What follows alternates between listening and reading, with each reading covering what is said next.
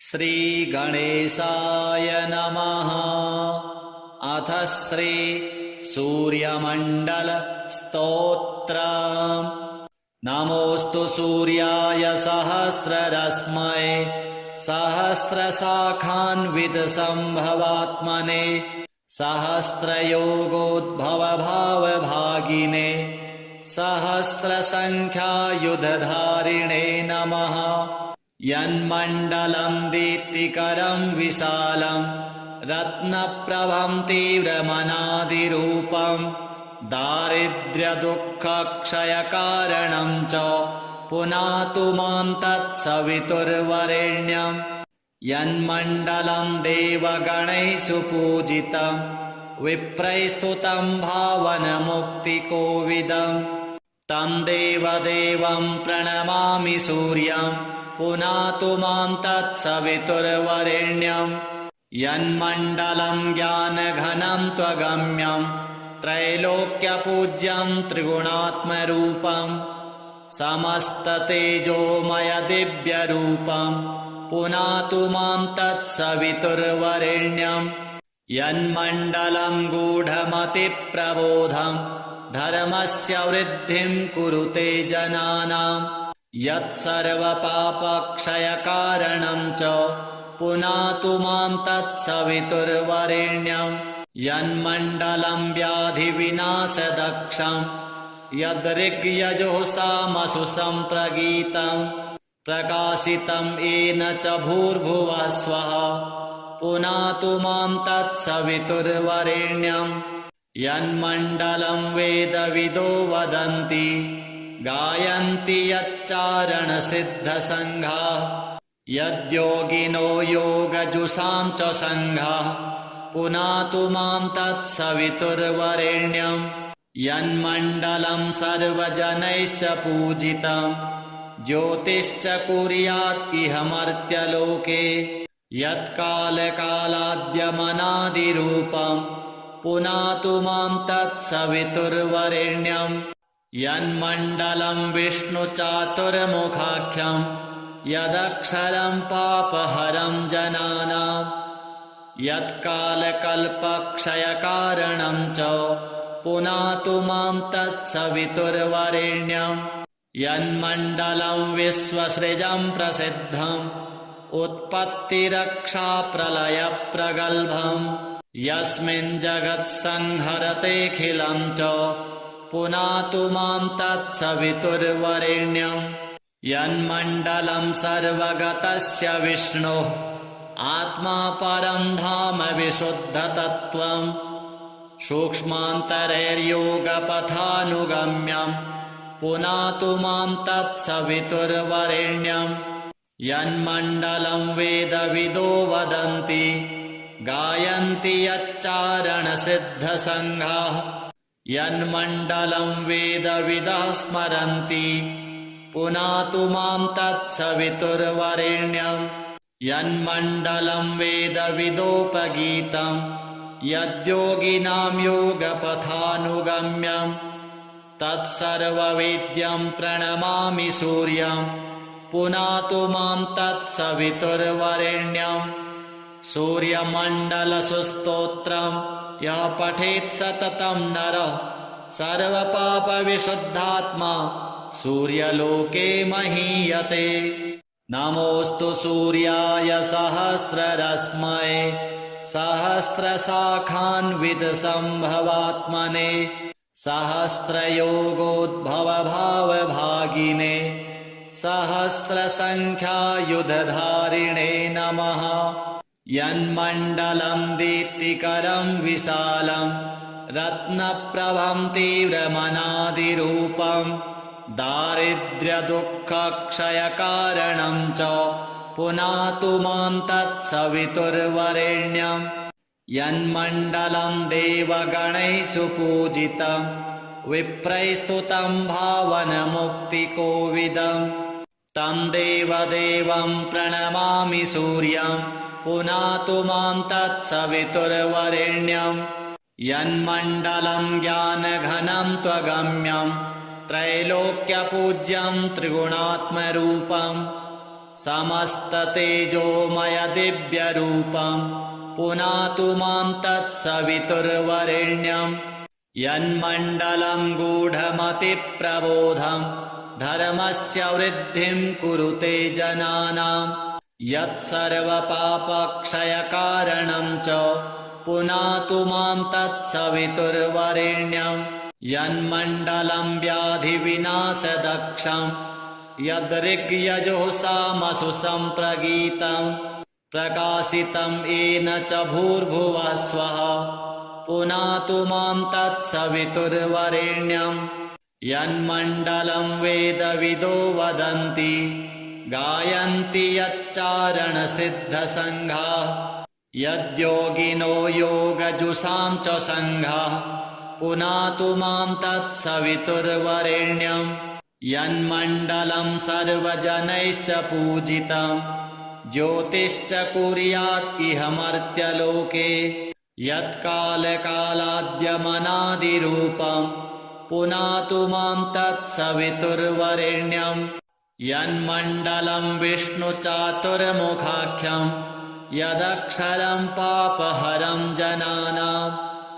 यत्कालकल्पक्षयकारणं च पुनातु मां तत्सवितुर्वरेण्यं यन्मण्डलं विश्वसृजं प्रसिद्धम् उत्पत्तिरक्षाप्रलयप्रगल्भं यस्मिन् जगत्संहरतेऽखिलं च पुनातु मां तत्सवितुर्वरेण्यं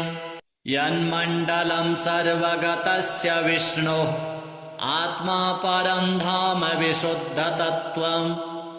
सूक्ष्मान्तरैर्योगपथानुगम्यं पुनातु मां तत्सवितुर्वरेण्यं यन्मण्डलं वेदविदो वदन्ति गायन्ति यच्चारणसिद्धसङ्घाः यन्मण्डलं वेदविदः स्मरन्ति पुनातु मां तत्सवितुर्वरेण्यं यन्मण्डलं वेदविदोपगीतं यद्योगिनां योगपथानुगम्यं तत्सर्ववेद्यं प्रणमामि सूर्यं पुनातु मां तत्सवितुर्वरेण्यं सूर्यमण्डलसुस्तोत्रं यः पठेत् सततं नरः सर्वपापविशुद्धात्मा सूर्यलोके महीयते। नमोऽस्तु सूर्याय सहस्ररश्मये सहस्रशाखान्वितसम्भवात्मने सहस्रयोगोद्भवभावभागिने सहस्रसङ्ख्यायुधधारिणे नमः। यन्मण्डलं दीप्तिकरं विशालं रत्नप्रभं तीव्रमनादिरूपं दारिद्र्यदुःखक्षयकारणं च पुनातु मां तत्सवितुर्वरेण्यं यन्मण्डलं देवगणैः सुपूजितं विप्रैस्तुतं भावनमुक्तिकोविदं तं देवदेवं प्रणमामि सूर्यं पुनातु मां तत्सवितुर्वरेण्यं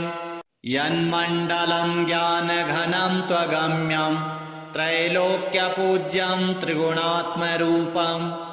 समस्ततेजोमयदिव्यरूपं पुनातु मां तत्सवितुर्वरेण्यं यन्मण्डलं गूढमतिप्रबोधं धर्मस्य वृद्धिं कुरुते जनानां यत्सर्वपापक्षयकारणं च पुनातु मां तत्सवितुर्वरेण्यं यन्मण्डलं व्याधिविनाशदक्षं यद्ऋग्यजुःसामसु सम्प्रगीतं प्रकाशितं येन च भूर्भुवः स्वः पुनातु मां तत्सवितुर्वरेण्यं यन्मण्डलं वेदविदो वदन्ति गायन्ति यच्चारणसिद्धसङ्घाः यद्योगिनो योगजुषां च सङ्घाः पुनातु मां तत्सवितुर्वरेण्यं यन्मण्डलं सर्वजनैश्च पूजितं ज्योतिश्च कुर्यात् इह मर्त्यलोके यत्कालकालाद्यमनादिरूपं पुनातु मां तत्सवितुर्वरेण्यं यन्मण्डलं विष्णुचातुर्मुखाख्यं यदक्षरं पापहरं जनानां यत्कालकल्पक्षयकारणं च पुनातु मां तत्सवितुर्वरेण्यं यन्मण्डलं विश्वसृजं प्रसिद्धम् उत्पत्तिरक्षाप्रलयप्रगल्भम् यस्मिन् जगत्संहरतेऽखिलं च पुनातु मां तत्सवितुर्वरेण्यं यन्मण्डलं सर्वगतस्य विष्णोः आत्मा परं धाम विशुद्धतत्त्वं सूक्ष्मान्तरैर्योगपथानुगम्यं पुनातु मां तत्सवितुर्वरेण्यं यन्मण्डलं वेदविदो वदन्ति गायन्ति यच्चारणसिद्धसङ्घाः यन्मण्डलं वेदविदः स्मरन्ति पुनातु मां तत्सवितुर्वरेण्यं यन्मण्डलं वेदविदोपगीतं यद्योगिनां योगपथानुगम्यं तत्सर्ववेद्यं प्रणमामि सूर्यं पुनातु मां तत्सवितुर्वरेण्यं सूर्यमण्डलसुस्तोत्रं यः पठेत् सततं नरः सर्वपापविशुद्धात्मा सूर्यलोके महीयते नमोऽस्तु सूर्याय सहस्ररश्मये सहस्रशाखान्वितसम्भवात्मने सहस्रयोगोद्भवभावभागिने सहस्रसङ्ख्यायुधधारिणे नमः यन्मण्डलं दीप्तिकरं विशालं रत्नप्रभं तीव्रमनादिरूपं दारिद्र्यदुःखक्षयकारणं च पुनातु मां तत्सवितुर्वरेण्यं यन्मण्डलं देवगणैः सुपूजितं विप्रैस्तुतं भावनमुक्तिकोविदं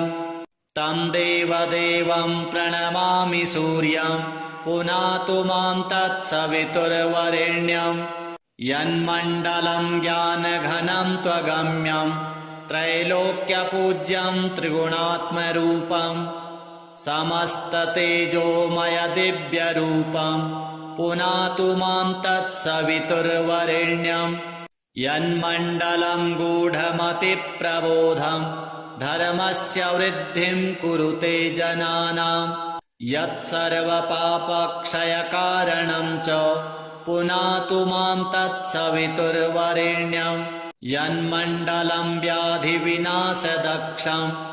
यद्ऋग्यजुःसामसु सम्प्रगीतं प्रकाशितं येन च भूर्भुवः स्वः पुनातु मां तत्सवितुर्वरेण्यं यन्मण्डलं वेदविदो वदन्ति गायन्ति यच्चारणसिद्धसङ्घाः यद्योगिनो योगजुषां च सङ्घाः पुनातु मां तत्सवितुर्वरेण्यं यन्मण्डलं सर्वजनैश्च पूजितं ज्योतिश्च कुर्यात् इह मर्त्यलोके यत्कालकालाद्यमनादिरूपं पुनातु मां तत्सवितुर्वरेण्यं यन्मण्डलं विष्णुचातुर्मुखाख्यं यदक्षरं पापहरं जनानां यत्कालकल्पक्षयकारणं च पुनातु मां तत्सवितुर्वरेण्यं यन्मण्डलं विश्वसृजं प्रसिद्धम् उत्पत्तिरक्षाप्रलयप्रगल्भम् यस्मिन् जगत्संहरतेऽखिलं च पुनातु मां तत्सवितुर्वरेण्यं यन्मण्डलं सर्वगतस्य विष्णोः आत्मा परं धाम विशुद्धतत्त्वं सूक्ष्मान्तरैर्योगपथानुगम्यं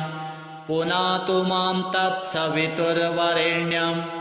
यन्मण्डलं वेदविदो वदन्ति गायन्ति यच्चारणसिद्धसङ्घाः यन्मण्डलं वेदविदः स्मरन्ति पुनातु मां तत्सवितुर्वरेण्यं यन्मण्डलं वेदविदोपगीतं यद्योगिनां योगपथानुगम्यं तत्सर्ववेद्यं प्रणमामि सूर्यं पुनातु मां तत्सवितुर्वरेण्यं सूर्यमण्डलसुस्तोत्रं यः पठेत् सततं नरः सर्वपापविशुद्धात्मा सूर्यलोके महीयते। नमोऽस्तु सूर्याय सहस्ररश्मये सहस्रशाखान्वितसम्भवात्मने सहस्रयोगोद्भवभावभागिने सहस्रसङ्ख्यायुधधारिणे नमः। यन्मण्डलं दीप्तिकरं विशालं रत्नप्रभं तीव्रमनादिरूपं दारिद्र्यदुःखक्षयकारणं च पुनातु मां तत्सवितुर्वरेण्यं यन्मण्डलं देवगणैः सुपूजितं विप्रैस्तुतं भावनमुक्तिकोविदं तं देवदेवं प्रणमामि सूर्यं पुनातु मां तत्सवितुर्वरेण्यं यन्मण्डलं ज्ञानघनं त्वगम्यं त्रैलोक्यपूज्यं त्रिगुणात्मरूपं समस्ततेजोमयदिव्यरूपं पुनातु मां तत्सवितुर्वरेण्यं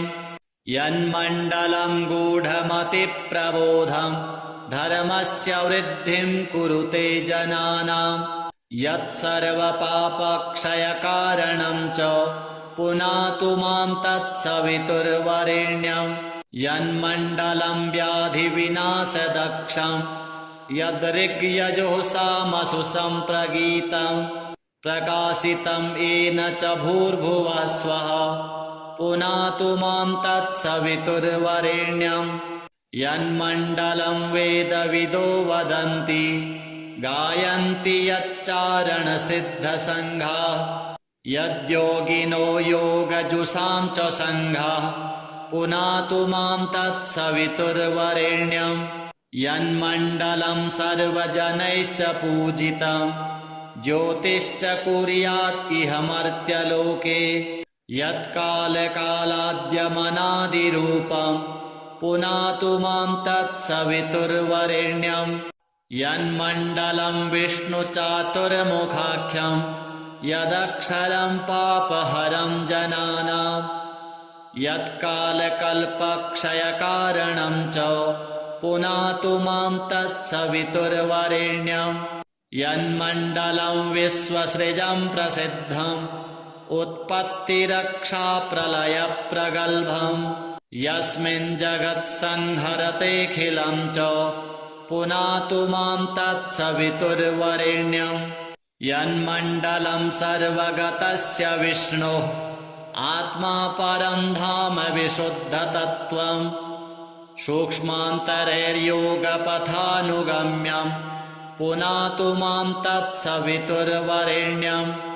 यन्मण्डलं वेदविदो वदन्ति गायन्ति यच्चारणसिद्धसङ्घाः यन्मण्डलं वेदविदः स्मरन्ति पुनातु मां तत्सवितुर्वरेण्यं यन्मण्डलं वेदविदोपगीतं यद्योगिनां योगपथानुगम्यं तत्सर्ववेद्यं प्रणमामि सूर्यं पुनातु मां तत्सवितुर्वरेण्यं सूर्यमण्डलसुस्तोत्रं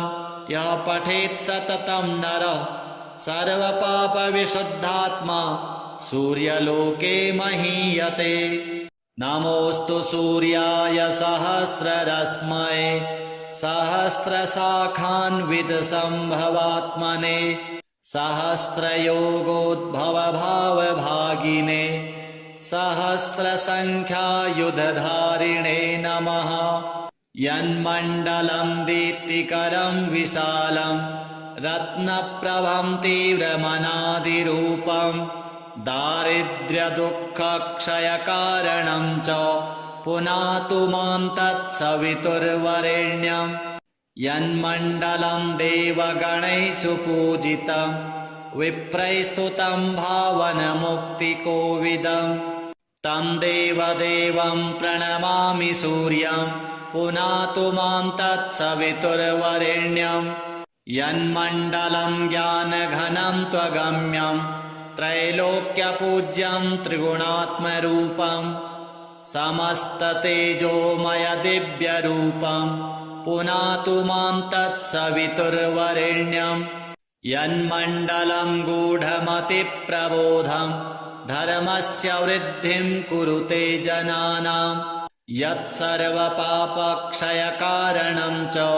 पुनातु मां तत्सवितुर्वरेण्यं यन्मण्डलं व्याधिविनाशदक्षं यद्ऋग्यजुःसामसु सम्प्रगीतं प्रकाशितं येन च भूर्भुवः स्वः पुनातु मां तत्सवितुर्वरेण्यं यन्मण्डलं वेदविदो वदन्ति गायन्ति यच्चारणसिद्धसङ्घाः यद्योगिनो योगजुषां च सङ्घाः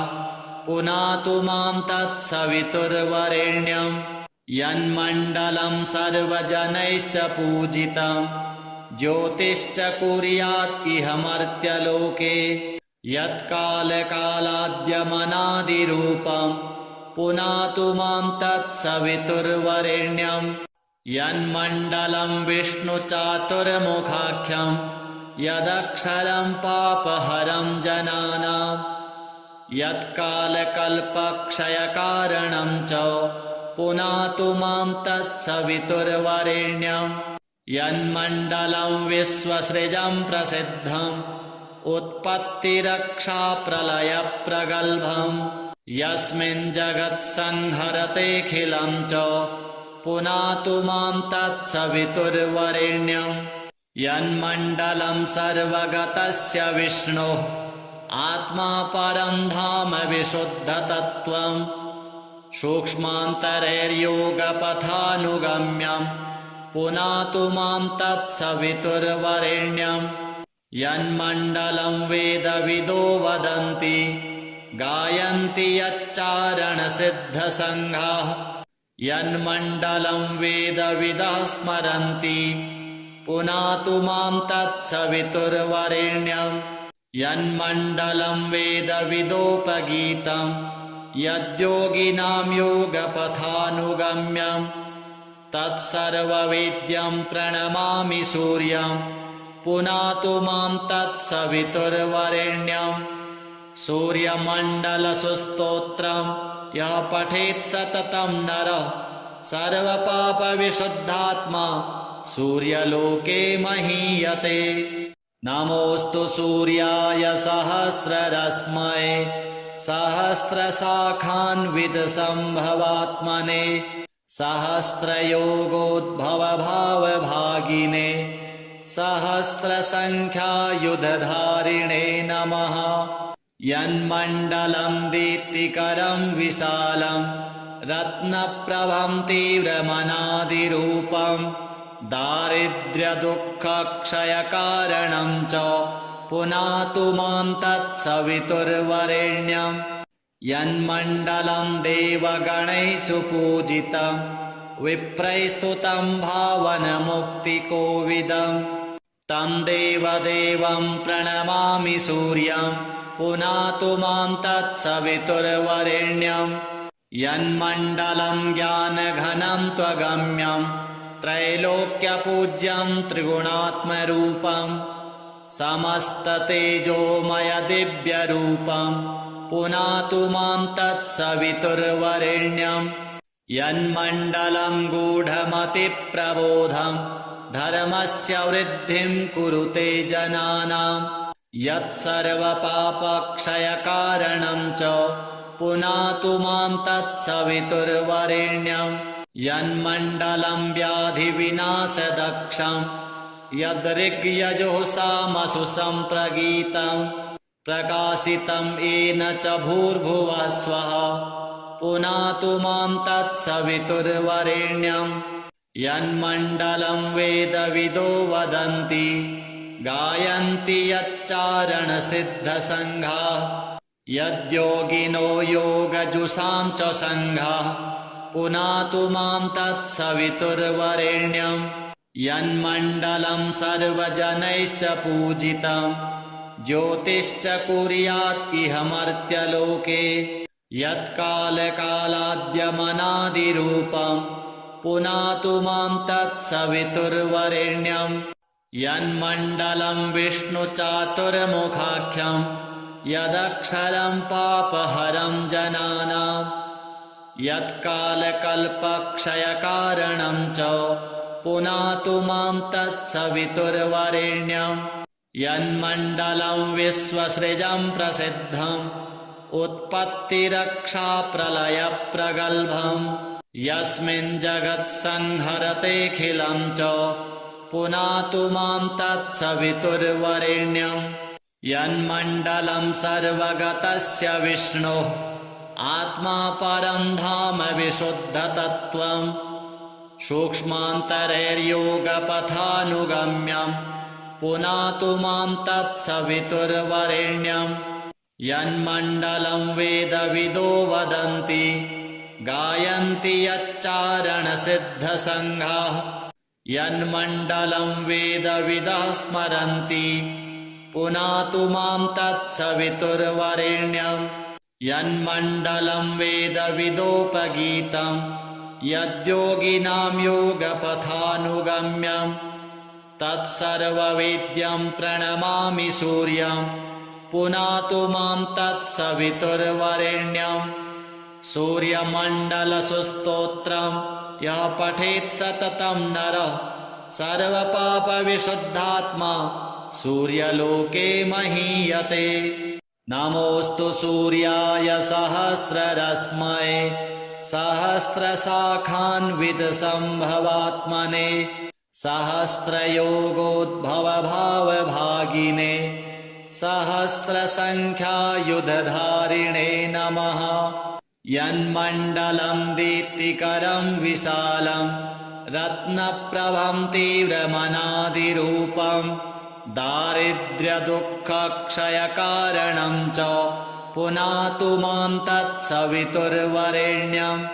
यन्मण्डलं देवगणैः सुपूजितं विप्रैस्तुतं भावनमुक्तिकोविदं तं देवदेवं प्रणमामि सूर्यं पुनातु मां तत्सवितुर्वरेण्यं यन्मण्डलं ज्ञानघनं त्वगम्यं त्रैलोक्यपूज्यं त्रिगुणात्मरूपं समस्ततेजोमयदिव्यरूपं पुनातु मां तत्सवितुर्वरेण्यं यन्मण्डलं गूढमतिप्रबोधं धर्मस्य वृद्धिं कुरुते जनानां यत्सर्वपापक्षयकारणं च पुनातु मां तत्सवितुर्वरेण्यं यन्मण्डलं व्याधिविनाशदक्षं यद्ऋग्यजुःसामसु सम्प्रगीतं प्रकाशितं येन च भूर्भुवः स्वः पुनातु मां तत्सवितुर्वरेण्यं यन्मण्डलं वेदविदो वदन्ति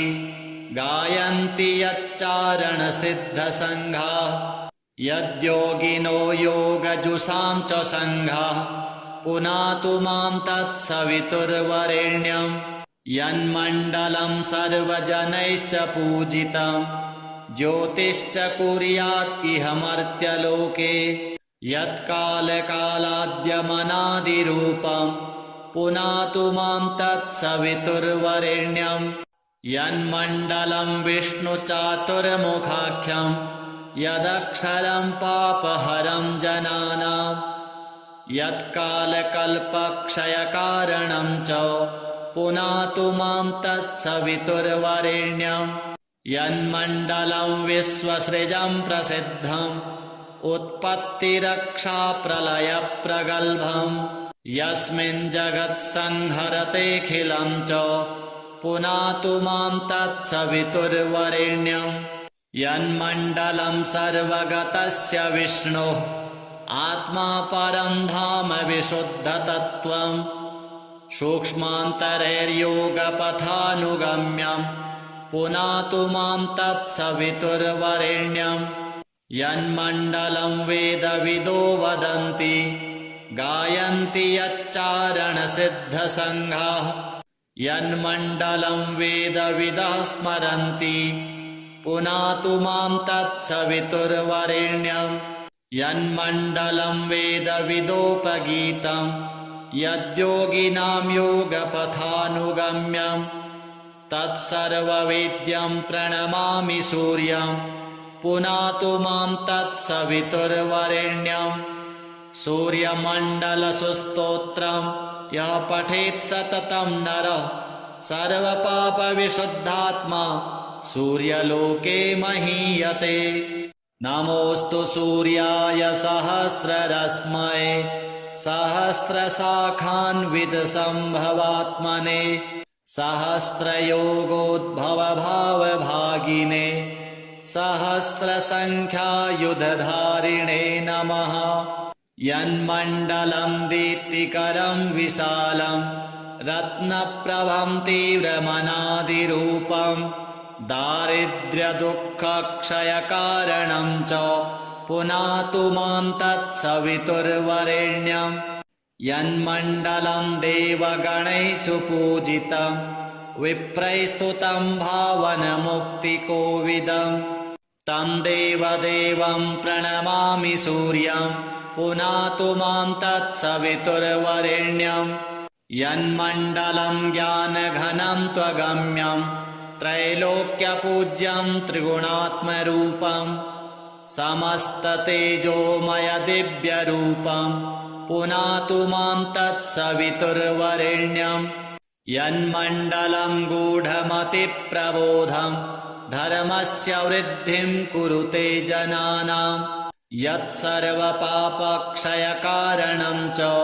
पुनातु मां तत्सवितुर्वरेण्यं यन्मण्डलं व्याधिविनाशदक्षं यद्ऋग्यजुःसामसु सम्प्रगीतं प्रकाशितं येन च भूर्भुवः स्वः पुनातु मां तत्सवितुर्वरेण्यं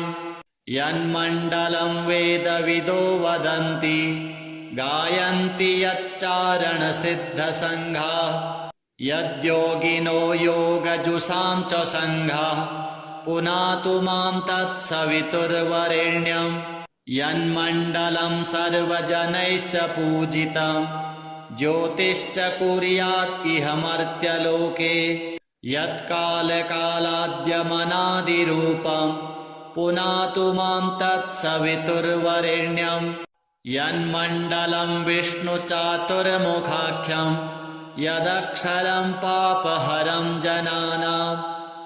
यत्कालकल्पक्षयकारणं च पुनातु मां तत्सवितुर्वरेण्यं यन्मण्डलं विश्वसृजं प्रसिद्धम् उत्पत्तिरक्षाप्रलयप्रगल्भं यस्मिन् जगत्संहरतेऽखिलं च पुनातु मां तत्सवितुर्वरेण्यं यन्मण्डलं सर्वगतस्य विष्णोः आत्मा परं धाम विशुद्धतत्त्वं सूक्ष्मान्तरैर्योगपथानुगम्यं पुनातु मां तत्सवितुर्वरेण्यं यन्मण्डलं वेदविदो वदन्ति गायन्ति यच्चारणसिद्धसङ्घाः यन्मण्डलं वेदविदः स्मरन्ति पुनातु मां तत्सवितुर्वरेण्यं यन्मण्डलं वेदविदोपगीतं यद्योगिनां योगपथानुगम्यं तत्सर्ववेद्यं प्रणमामि सूर्यं पुनातु मां तत्सवितुर्वरेण्यं सूर्यमण्डलसुस्तोत्रं यः पठेत् सततं नरः सर्वपापविशुद्धात्मा सूर्यलोके महीयते। नमोऽस्तु सूर्याय सहस्ररश्मये सहस्रशाखान्वितसम्भवात्मने सहस्रयोगोद्भवभावभागिने सहस्रसङ्ख्यायुधधारिणे नमः। यन्मण्डलं दीप्तिकरं विशालं रत्नप्रभं तीव्रमनादिरूपं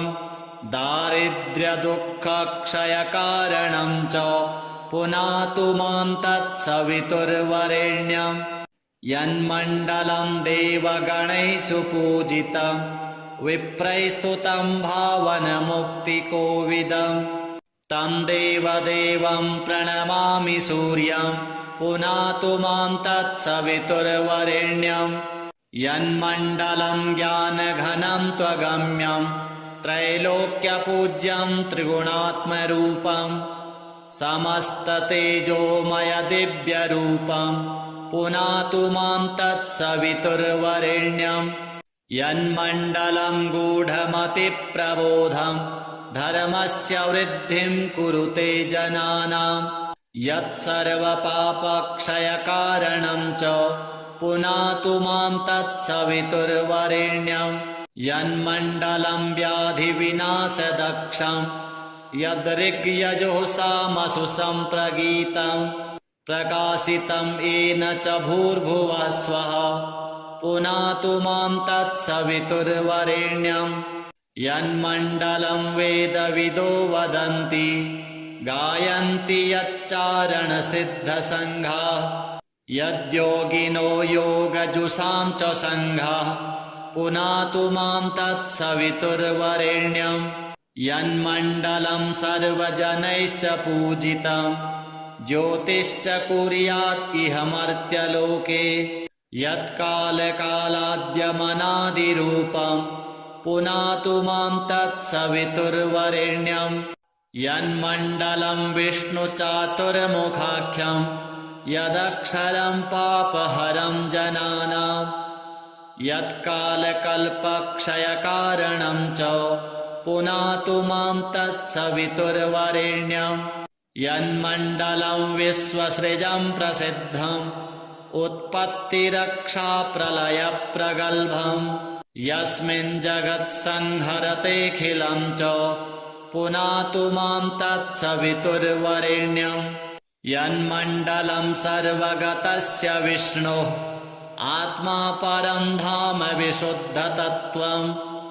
सूक्ष्मान्तरैर्योगपथानुगम्यं पुनातु मां तत्सवितुर्वरेण्यं यन्मण्डलं वेदविदो वदन्ति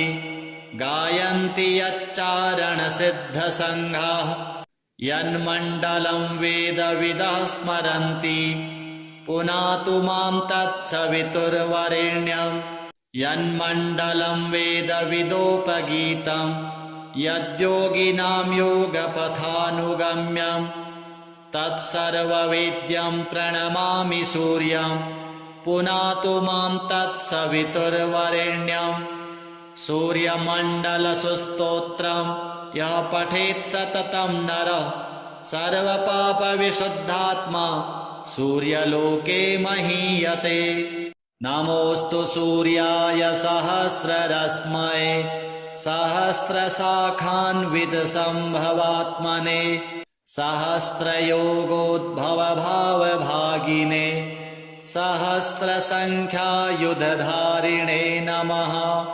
यन्मण्डलं दीप्तिकरं विशालं रत्नप्रभं तीव्रमनादिरूपं दारिद्र्यदुःखक्षयकारणं च पुनातु मां तत्सवितुर्वरेण्यं यन्मण्डलं देवगणैः सुपूजितं विप्रैस्तुतं भावनमुक्तिकोविदं तं देवदेवं प्रणमामि सूर्यं पुनातु मां तत्सवितुर्वरेण्यं यन्मण्डलं ज्ञानघनं त्वगम्यं त्रैलोक्यपूज्यं त्रिगुणात्मरूपं समस्ततेजोमयदिव्यरूपं पुनातु मां तत्सवितुर्वरेण्यं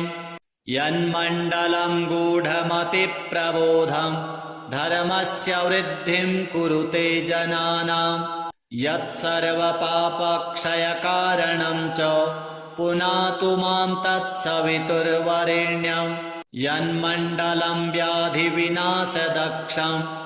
यद्ऋग्यजुःसामसु सम्प्रगीतं प्रकाशितं येन च भूर्भुवः स्वः पुनातु मां तत्सवितुर्वरेण्यं यन्मण्डलं वेदविदो वदन्ति गायन्ति यच्चारणसिद्धसङ्घाः यद्योगिनो योगजुषां च सङ्घाः पुनातु मां तत्सवितुर्वरेण्यं यन्मण्डलं सर्वजनैश्च पूजितं ज्योतिश्च कुर्यात् इह मर्त्यलोके यत्कालकालाद्यमनादिरूपं पुनातु मां तत्सवितुर्वरेण्यं यन्मण्डलं विष्णुचातुर्मुखाख्यं यदक्षरं पापहरं जनानां यत्कालकल्पक्षयकारणं च पुनातु मां तत्सवितुर्वरेण्यं यन्मण्डलं विश्वसृजं प्रसिद्धम् उत्पत्तिरक्षाप्रलयप्रगल्भं यस्मिन् जगत्संहरतेऽखिलं च पुनातु मां तत्सवितुर्वरेण्यं यन्मण्डलं सर्वगतस्य विष्णोः आत्मा परं धाम विशुद्धतत्त्वं